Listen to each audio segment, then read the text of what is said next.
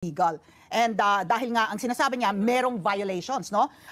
Yung violations allegedly committed by the government, kasama na po dyan yung tinatawag na extrajudicial rendition. Dahil nga itong si former President Duterte hindi iprinisinta, hindi dinala sa isang local court before he was handed over to the ICC. Ito sa mga susunod na warrant, hindi ito ang kahuli-hulihang warrant galing sa ICC. Yung pong panawagan kasi, no, maigting na mapauwi ang dating Pangulo sa Pilipinas dahil nga kung illegal siyang dinala doon, ay pauwiin dito also because of his age already. Pero binanggit din niya former Associate Justice Ascuna yung prinsipyo nga ng male captus bene detentus. Ibig sabihin kahit illegal yung pagkakaaresto, maaring legal pa rin yung detention doon sa ICC. Hindi otomatiko na illegal yung pagkakaaresto at kailangan pakawalan yung akusado. Dahil Kami ng 10 witnesses, pumayag na ako sa 10 witnesses, at least matuloy lang. Tapos pinautan din yung date, pumayag na rin ako, matuloy lang. Pinagbibigyan ko ng pinagbibigyan, pero labis naman yung pinalaya, yung na-detain. Hahayaan naman pumunta sa libing, wala naman problema yon. Contempt kasi is an option given to the committee. Tapos pipirma yung Senate President. Hindi ko naman hinida yung contempt order. Pinakita ko lamang nung tinatanong na kung bakit pinalaya. Eh yung pala, hindi pa niya nakikita yung contempt order at pinalaya na niya kaagad. Yes. Good morning mga kasama. Nandito na naman si Kuya Goods nagbabalik. At syempre, kung di ka pa nakasubscribe sa ating channel, pa-subscribe na lang po at hit mo na rin yung bell para lagi kang updated sa ating mga video. Supalpal, ha? Supalpal ang isang abuga. Dito kay Attorney Cañete, nagkasagutan. EJK, wala naman palang pasaporte at ID. Yan ho, bibigyan natin ng reaksyon. At sino nga ba talaga ang totoong nag-utos? Keso, pakinggan mo ang sinasabi ni Manang Aimee, ha? Masyado ka daw kasi. Yan ang balita rito. Ito ang pag-uusapan natin, ha? Sino ba nga nag-utos sa pag-aresto? May umaamin na eh. Aso nga lang, nung pinakontempt ni Manang Aimee, si Ambassador, pangalan to, lakalilan-linginaw na gano'n. Easy ka dyan, boy! Hindi mo pa nakikita yung contempt order. Sinawalan mo na. Yan ang sabi rito, ha. Hindi natin matatanggi, naka-video at interview ito ni Manang Aimee. Kaya, ano ba talaga ang totoo mong kulay? Umamin ka na. Sabi pa dito, masyado ka raw. Masyado raw, basta daw malakas na. Abangan nyo sa dulo ng ating video. Eto na, ipasok natin. Attorney Cañete, sinupalpal yung isang abuga. Abuga. Okay na magtuloy kung ano, ha. Yung hiwalay ang ngipin at makapalampes.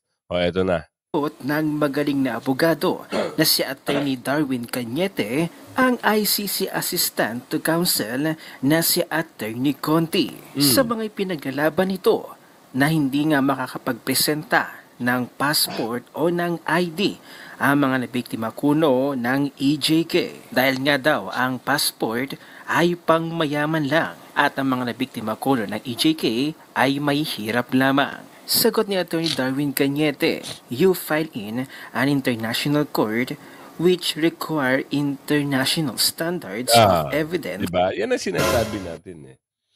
Nagmamadali kayo mag-file sa international o sa ICC ng kaso yung kay Tatay Digong na EJK kuno. Ngayon, hahanapan kayo ng requirements. Ayaw nyo mag-e-point. Di nasampal ka tuloy ni Attorney Darwin. To convict, anong akala ninyo? Idadaan lang sa kwento at iyak-iyak yung kaso? Sauce? Dagdag pa ni Dr. Edsel Maurice Silvana. Did I read that right? Some people are insisting that the lack of positive identification with a reasonably legitimate ID document is not an impediment to convicting someone, and insisting otherwise is anti-poor. Whatever happened to the presumption of innocence? Isn't the burden of proving that someone was and that someone ordered that on the accuser? If they are sure of their cases, why are they already looking for excuses even before the trial starts? After some groups wrongly tagged doctors as the RUG-related kill. We're just supposed to trust that someone without proper documentation. Ano yan? Oh. That doesn't sound right. So sorry. But in a court of law, the only currency that matters is evidence. Tama. If you are going to take away someone's freedom, you better be damn sure your case is airtight. Human rights apply to everyone, and no amount of hard narratives will sway an impartial judge. If people are really interested in justice and not just political vendetta, Yeah. let's make sure we play fair. Oh. Injustice daw dahil Ito na yung sinasabi natin. Baka mamaya, itong mga sinasabi nilang star o anis witness nila, ito lang ay napipilitan dahil may kalakip, ha? Di umano. Easy ka dyan, boy! Ang problema, baka pagdating ng papakuwarin sila ng mga pasaporte, yung 3,000, biglang mag-disappear. Ayaw namin. Baka ganun. O, doon naman kay Aling Sheila, kasama ka pa ba dito, Aling Sheila? Ha? Di ba ikaw yung nagbida-bida doon sa may, sa circle ng ano ano ba tawag doon? Welcome Rotonda. O, tapos nagpapa-interview pa kayo, ha? Sa TV, ha? O, ano nangyari? Listado ka ng kapitbahay mo. So, paano pag umayaw na itong mga star honest witness? Ano kaya mangyayari dito sa mga gumagawa ng propaganda? Alam naman natin lahat ng ito ay isang political harassment o political attack o political destroy. Oo. Yan yung mga bagay-bagay na kanilang ginagawa para hindi na makabalik ang Duterte at wala ng Duterte sa bansa. Dahil yung kagustuhan nilang ubusin at gawin nila ang kanilang mga papakinabangan magawa nila at walang hadlang sa kanila. Pero hindi na ho pwede. Mulat na ho ang ating kababayan magmula Luzon, Visayas, Mindanao. Sama mo yung mga nasa abroad o FW at yung mga nanirahan na doon pero ang puso nila ay nasa Pilipinas. Sama mo yun. Ganon. Kita nyo na nga nangyayari. Ayaw na nila. Sabi nga nila, didiretso na nila yung PDP. Meron nga nagbanggit Meron isang kaalyado ni Tatay Digong, ayaw nila. Pero dahil daw sa nangyayari sa bansa, i-straight na nila. No matter what. I-straight PDP. Wala kang babawasin, wala kang itatapon, wala kang tatapyasin. I-straight mo kung gusto mo ng tunay na pagbabago. Araw-araw ko sinasabi yan dahil malapit na ho ang eleksyon. Konting kembot na lang, nasa Mayo na tayo. Abangan nyo, Abangan nyo. Yung 10 na yan, lahat yan, lilinisin yung mga durobo sa Kamara.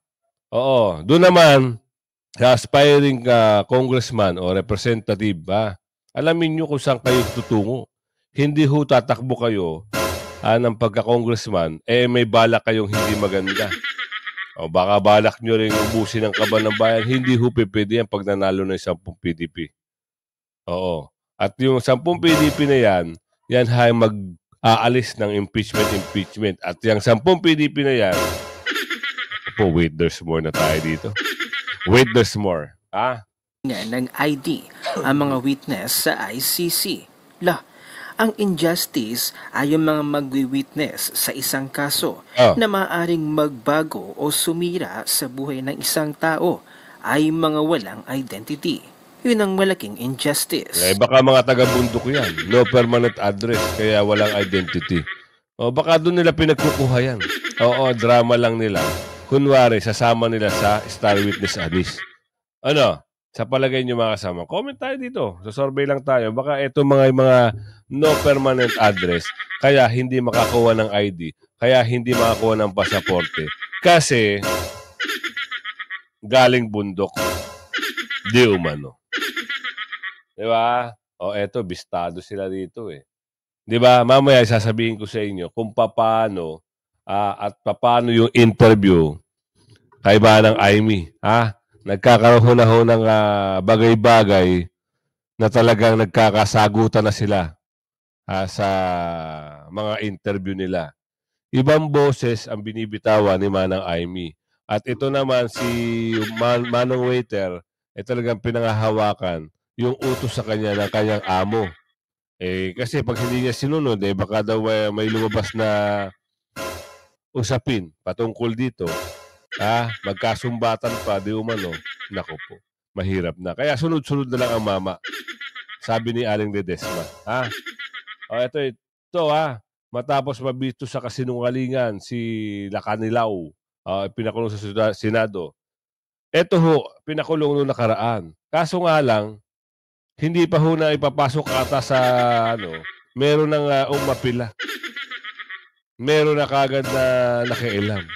Ito alamin natin. Dahil sa iyong kasinungalingan, tiyak diretso ka sa bilangguan. Matapos ang kanyang hindi pagsasabi ng totoo sa Senado, isa ng cite in contempt ang Special Envoy on Transitional Crimes at Ambassador na si Marcos Lacanilaw. Matapos itong panindigang wala raw siyang kinalaman o kaalam-alam kung nadala ba sa competent judicial court ang former president na si Rodrigo Duterte bago dalin at ilipad sa ICC. Pinangunahan ni Senator Bato de la Rosa at ng chairman ng Committee on Foreign Relations si Senator Aimee Marcos ang nasabing public hearing kung saan nabisto si Ambassador Lacanilaw na magpakailang beses nagsinungaling matapos itong sabihin na kahit siya ang nag-oversee ng nasabing pag-aresto sa dating Pangulo, wala raw siyang alam kung napunta pa sa competent judicial court ang former president. Dito naman, kaya siya na ipakontempt dahil talagang halatado. Yan ang sabi ni Manang Aimee. Halatado yan Oo, sabi niya wala daw siya doon sa pangyari. Samantarang, wala pa si Tatay Digong doon. Andun na ito. So, ang usap-usapan, ito pala, matalik na kaibigan ng babae. Meron mga nakikitang video. Talagang kasama. Oo. Halatado talaga, no? Basta talaga mga mapapakinabangan nila. Talagang ginagawa nila best friend. Ano pa?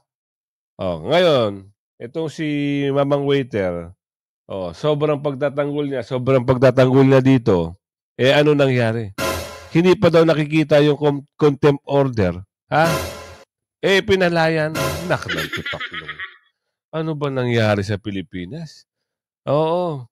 Kaya darating na Mayo, 10 PDP line, sapat na. Huwag ka magtapon, huwag ka na magbawas. Laking pagtataka ng dalawang senador kung bakit ito sinabi ni Lacanilaw, gayong tila halos 24 oras siyang naroon at tinitingnan kung paano ang magiging proseso sa pag-aresto sa dating Pangulo. Hanggang sa tube ng eroplano, papunta sa Villamor Air Base hanggang sa pagsampa ni former President Duterte sa isang eroplano kung saan magdadala sa kanya sa dahig ICC ay tila minamanmanan ni Ambassador Lacanilaw. Kaya't laking gulat ng mga senador bakit nito itinanggi ang kanyang lahat ng nalalaman. Sino raw ba ang matinong tao na magsisinungaling na kahit mismo ang mga ordinaryong Pilipino nakitang hindi dinala sa kahit anumang competent judicial court o kahit sa RTC ang former president dahil ito ang tamang proseso bago dalhin ang akusado sa International Tribunal. Ngunit hindi ito ginawa ng gobyerno ng Pilipinas kahit hinihinalang kidnapping ang ginawa kay former President Duterte. Ngunit sa lahat ng ebidensyang inilatag ng Senado, patuloy pa rin nagsinungaling si Lacanilaw.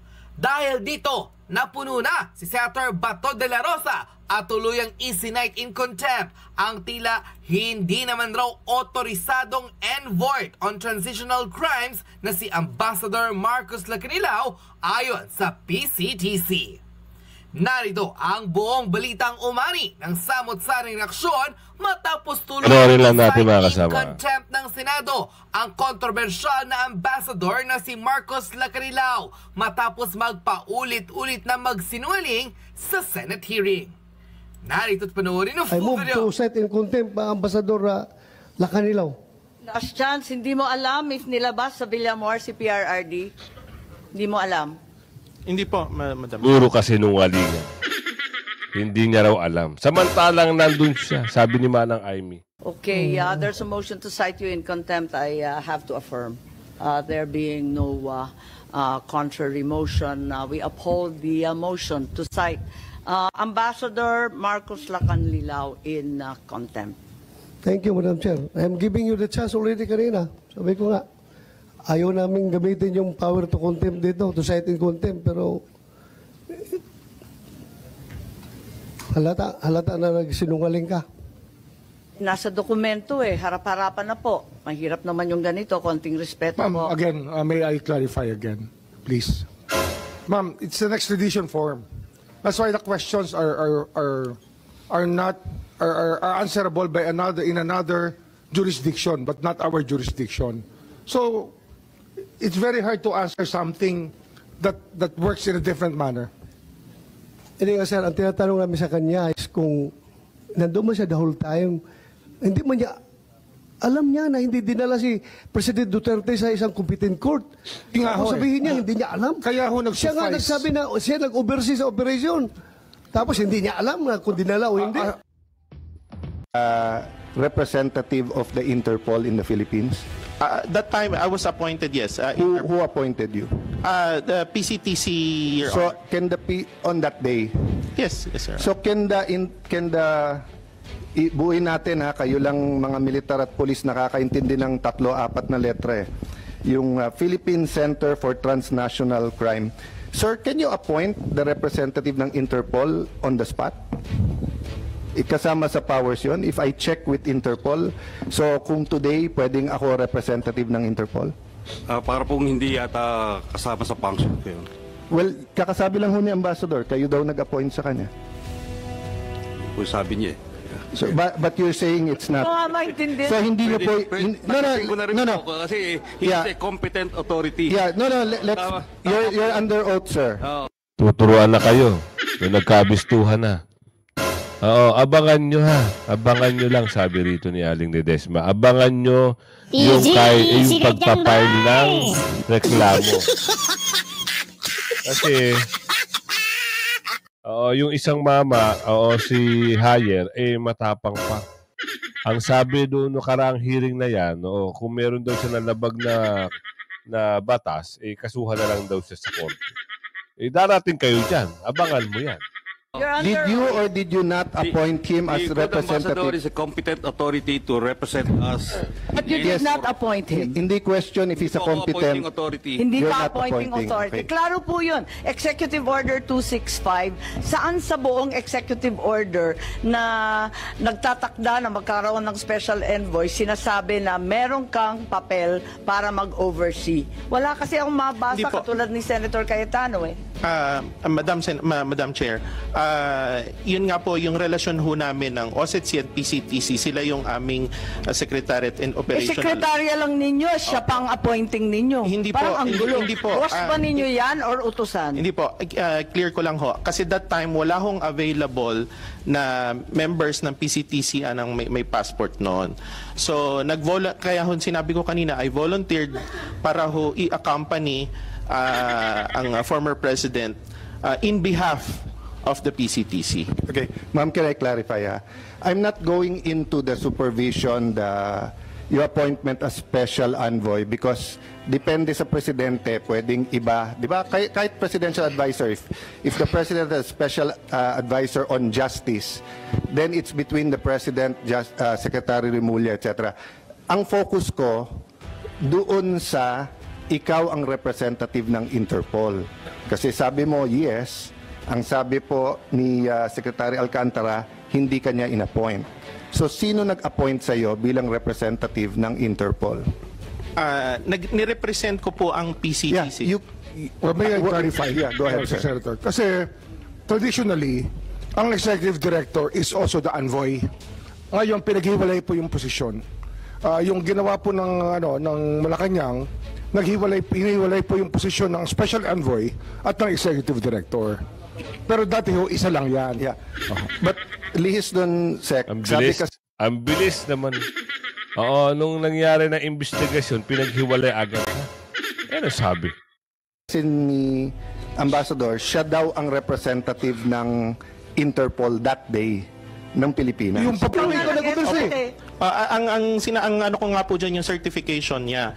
Ngayon yung kung Wala naman to regarding kinalaman sa certification. Dinala ba sa husgado o hindi? Hindi ko Yes po or alam. no? I- Hindi mo alam? Kasama ka the whole time hanggang sa Hague. Tanong dito, competent judicial authority. Korte. Korte ang ibig sabihin nito. So alam mo ba na dinala sa korte o hindi? RTC Pasay or RTC Paranaque? Hindi ko po alam. Hindi mo alam? Hindi mo alam? Ano, kasi yung tinatanong magkasama kayo, di ba? Nandun ka, di ba? Sabi mo, ikaw nag-utos eh. ang ano ko nga po dyan yung certification niya. Ngayon yung kung Wala naman to regarding kinalaman sa certification. Dinala ba sa husgado o hindi? Hindi ko Yes po or alam. no? I- Hindi mo alam? Kasama ka the whole time hanggang sa Hague. Nandun ka sa... Oy, magsabi ka ng Opo, totoo. opo. We're all under oath here. Yes, madam. So alam mo kung dinala Alam siya mo, o hindi? hindi mo alam. Hindi ko po alam kasi hindi Paano naman ho hindi ako mo alam? Binantayan mo mula nung dumating mula sa Hong Kong, sa airport, dinala sa Villamor, dinala sa The Hague. Kasama ko all throughout. Opo. Pag sinabi mong di mo alam, you are lying. You are lying. Eh, nandun ka all the time eh. Hindi mo alam na dinala siya sa korte? Hindi mo alam? Hindi ko po alam. Andun ka? Nababanggit na dito, nandun ka. Hanggang sa Hague kasama. Tapos hindi mo alam na dinala sa ko. May I clarify? I think we should ask Attorney Delgra, what do you think of the answer given that he was not aware of any information regarding the competent National Judicial Authority that he signed on to? Pwede bang mangyari yon, Attorney Delgra? Basta ang alam natin, Manang Aimee, yung mga yan, puro sabwatan na nangyayari dyan. Kaya, tuloy mo lang, ipaglaban mo lang. Pero hindi nangangahulugan, ang sabi ng ating kababayan, never again na nga pero kung magpapabango ka ng magpapabango at ikaw ang magsisimula ng impeachment, baka malay mo. Impeachment kay brother. Yan ang sabi ni Aling Lourdes. Baka pwede. Mapabilib mo ang ating kababayan, bigla ka nilang mahalin. Kung ikaw ang magsisimula niyan, tignan natin sa susunod na kabanata. Pero ito mga kababayan, nagkasagutan na sila dito. Meron ng manghang na mga words dito. Panoorin natin at kayo na bahalang humusga at bigyan nyo na reaksyon. Ayan. Si former Supreme Court Associate Justice Adolf Ascuna na pinaliwanag nga niya yung arrest warrant from the ICC, illegal. Bagamat yung pagsuko, yung surrender to the ICC was illegal. And dahil nga, ang sinasabi niya, merong violations, no? Yung violations allegedly committed by the government, kasama na po dyan yung tinatawag na extrajudicial rendition. Dahil nga, itong si former President Duterte, hindi iprinisinta, hindi dinala sa isang local court before he was handed over to the ICC. Eto, parang kahapon naging mainit kasi dun sa tanong na sino ba nag-utos? Sino ba nag-utos? And that was when they, yung talagang invoked their executive privilege dahil ito na po yung punto na sino ba ang parang nag-utos, no? Na from you nga parang bakit nagmamadali kayo isa kayo sa eroplano at dalin sa Hague? Ang tanong natin, pananagutin ba? Sino ang pananagutin? Will you take the initiative? If the order came from the Commander-in-Chief of the PNP and the AFP, walang iba kundi ang kapatid mo, si Pangulong Bongbong Marcos. Yan ang dapat tignan natin ng maigi kasi nga ayaw talaga nila mabuko yung katotohanan. Kung ano-anong sinasabi, binubuli ko daw si Secretary Remulla. Kaya ko ba ibuli yun? Hindi nga ako madinig. Ang lakas-lakas ng boses. Nakaka-nervyos. Pero yung sinasabi ni Justice Ascuna na extraordinary rendition, sa pangkaraniwang salita, kidnap ang sinasabi niya. Illegal. Kidnap dahil dapat dinala nga sa husgadong Pilipino. Naku talaga naman. Kaya nung tinatanong namin sino nag-utos, dahil sinasabi ni General Torre, ang nag-utos sa kanya, si General Marbil, yung Chief PNP. Nung tinatanong namin si Chief PNP, sabi naman niya, hindi daw niya alam. Tapos biglang si Secretary Boying, sabi niya, sige, ako na lang nagsabi. Inako ko na yung niya. kapatid ko sa DILG at inutusan yung PNP. Naguguluhan kami, pinipilit namin, sabi executive privilege. Ay hindi namin maintindihan, nagtitinginan kami, pinagbigyan na namin, ayoko nang maging makulit, dinidiin, sasabihin pang binubuli siya, nakakatawa naman. So, Senator Amy, ito nga, no, you had Associate Justice Adolfo Ascuna there in the panel yesterday, but also I heard Secretary Boying Remulla saying na nasa Supreme Court na, hayaan na natin ang Supreme Court na mag-decide. Are you content with that? Walang paikot-ikot tayo. lang tayo dito. Endlessly. Hayaan na natin ang Korte Oo, Suprema yung na magdesisyon. Are you content with that? Or talagang you're going to be firm na talagang may linabag? Mali talaga po. Maski na po ang Korte Suprema po ay hindi pa naglalabas ng kanilang desisyon. Well, nakita natin, pinag-aralan natin maigi yung 4 na kaso na kinonsolidate ng ating Korte Suprema at iniiwasan kong maigi. Kaya nga yung tinatanong ko, yung ibang tao, hindi naman sakop ng Korte Suprema, hindi sakop ng 4 na kaso. Yung tungkol sa pag-aresto kay E.S. Medialdea, halimbawa, yung pagkaladkad kay Attorney Delga, wala naman doon sa mga kaso tungkol sa habeas corpus. Kaya nagtataka ako bakit ayaw nilang sagutin ng maayos at wala naman doon yung tungkol sa ICC. Hindi rin sakop ng habeas corpus itong tungkol sa eroplano. Kaya nagtataka ako bakit iniiwasan ang iniiwasan. Wala naman doon, hindi naman linoloob ng iba't ibang mga kaso. Kaya sa bandang huli, hindi na pinag-usapan yung sub judice, yung nasa korte, kundi yung pinag-usapan yung executive privilege. At sa bandang huli, pinagbigyan ko na kasi sabi naman ni Secretary Boying, inutusan na lang daw niya yung kapatid niya. O di sige, kayong dalawa. At lampas nun, hindi na pwedeng magtanong dahil executive privilege na raw. Kahit pinagpipilitan ko, tapos na to. Hindi na executive privilege, wala na siyang relevance dahil natapos na talagang tinangay na si Presidente Duterte sa Hague. Yun. Inaalam ko kasi nga, ito ay may relevance pa sa ating mga batas na kinakailangan paltan kung dapat amyendahan at may kinalaman rin to sa mga susunod na warrant. Hindi ito ang kahuli-hulihang warrant galing sa ICC. Yung pong panawagan kasi, no, maigting na mapauwi ang dating Pangulo sa Pilipinas dahil nga kung illegal siyang dinala doon, ay pauwiin dito also because of his age already. Pero binanggit din ni former Associate Justice Ascuna yung prinsipyo nga ng male captus bene detentus. Ibig sabihin kahit illegal yung pagkakaaresto, maaring legal pa rin yung detention doon sa ICC. Hindi otomatiko na illegal yung pagkakaaresto, kailangan pakawalan yung akusado. Dahil daw yung danyos na nilikha ng international justice, sa international justice, nang hindi po nahuhuli yung mga akusado, ay malalang paglabag sa international humanitarian law. Na talagang mas mataas daw yung injury na yon kesa doon sa nalabag yung soberanya ng isang estado by a limited intrusion in its territory. Ano po ang masasabi niyo sa prinsipyo na yon? In application to our instant case.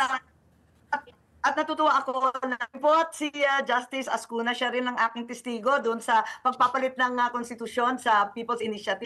Nung unang hearing, ayaw niya pumunta, pero pagkatapos nun, hindi rin natiis, talagang pumunta. Tuwan-tuwa ako dahil nandyan siya. Subalit ang maliwanag para sa akin, kung legal sa ICC, papayag ba tayo? Kasi siya mismo nagsabi na extraordinary rendition o di kaya kidnap ang ginawa.